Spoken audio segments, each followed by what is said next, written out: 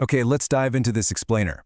If you're a recent graduate, or really anyone stepping into the professional world for the very first time, the whole landscape can feel, well, incredibly daunting. You constantly hear about the freedom and flexibility of working from anywhere, but the actual path to getting there, it always seems locked behind years and years of mandatory experience.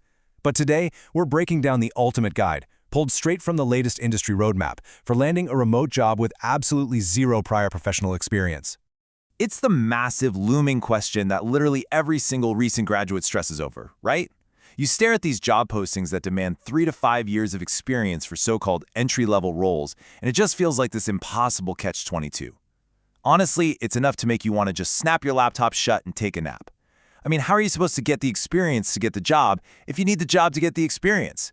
Especially when you want to do it entirely remotely. Well, the answer is an empowering, definitive yes. You absolutely can. It just requires strategy, not magic. What we're going to walk through today is your concrete step-by-step journey. We're mapping out exactly how you can position yourself, find the right opportunities, and prove your absolute value to remote companies who are eager to hire hungry, capable beginners right now. Here are the 5 milestones we're tackling today. 1. Build your digital foundation. 2. Get remote-ready experience. 3. Where to find the jobs. 4. Ace applications and interviews. And 5. Master the winning mindset. Let's get started. Milestone number 1. Build your digital foundation. So in the traditional working world, you might hand someone a paper resume, which, let's be real, feels practically ancient at this point. In the remote working world, your digital footprint is your actual resume. If you don't exist clearly and professionally online, you basically don't exist to a remote hiring manager. So what does a strong online presence actually look like? Well, it starts with a highly polished LinkedIn profile. If you're aiming for tech roles, a clean, active GitHub repository is completely non-negotiable. For other roles, you really need a portfolio site showcasing your projects. And here is a massive relief for freshers. Academic and personal projects absolutely count. Recruiters actively search these specific platforms looking for candidates. If you built an app in your dorm room or ran a marketing campaign for University Club, put it front and center. It proves you can actually do the work. Once your foundation is set, you really need to know where to aim. Because the truth is, some roles hire freshers remotely much more readily than others. Roles like customer support, data entry, content writing, software development, digital marketing, and virtual assistants just naturally have lower barriers to entry for beginners. They are heavily results-driven and highly digital, which makes them the perfect entry points into the whole remote ecosystem. Now, what's really interesting here is the type of companies you should be targeting. It's not just about the role, it's about the company's DNA. Pointing your efforts toward companies like GitLab, Automatic, Zapier, and various agile startups is a brilliant strategic move. Why? Because these organizations are fully remote by default. They already have the onboarding infrastructure, the strict documentation, and the culture required to train and integrate a fresher from day one without you ever needing to set foot in a physical office. Milestone number 2. Get remote-ready experience. Okay, so you might not have traditional office experience, but you do need to demonstrate the precise skills that remote companies desperately want to see. So the crucial point is understanding the language of remote work. And honestly, there is no bigger buzzword than async. Asynchronous communication is simply the ability to collaborate effectively without expecting an immediate, real-time response. It basically means you can write a clear update, hand off a project, and keep moving forward independently, without just sitting there waiting for your boss to reply on Slack right that second. If you can prove you're a master of async communication, you instantly leap ahead of the competition. But, how do you prove that without past employment? Well, you build the experience proactively before you even land the job. You can contribute to open source projects. You can take on small freelance gigs or short internships, even unpaid ones, just to get some tangible portfolio pieces and fast references. You should also definitely be taking certifications from places like Google, AWS, HubSpot, or Coursera.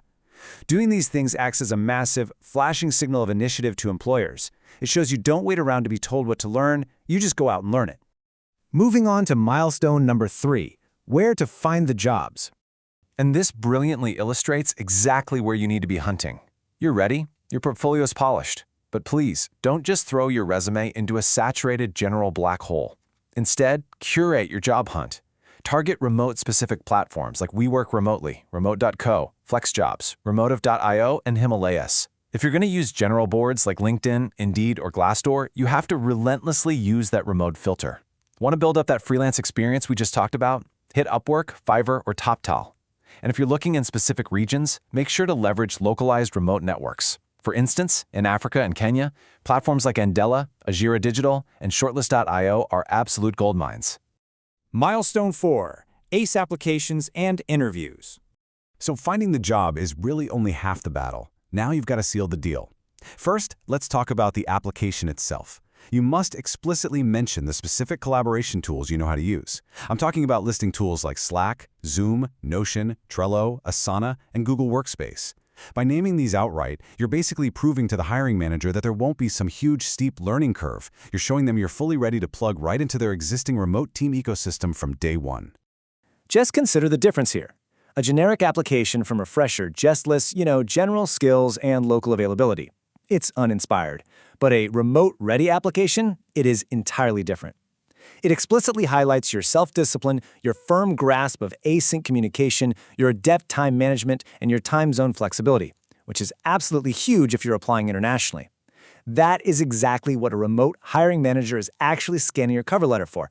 Let's move to and see how this builds into the interview phase, because when you finally secure that video call, there is a strict, non-negotiable pre-interview checklist.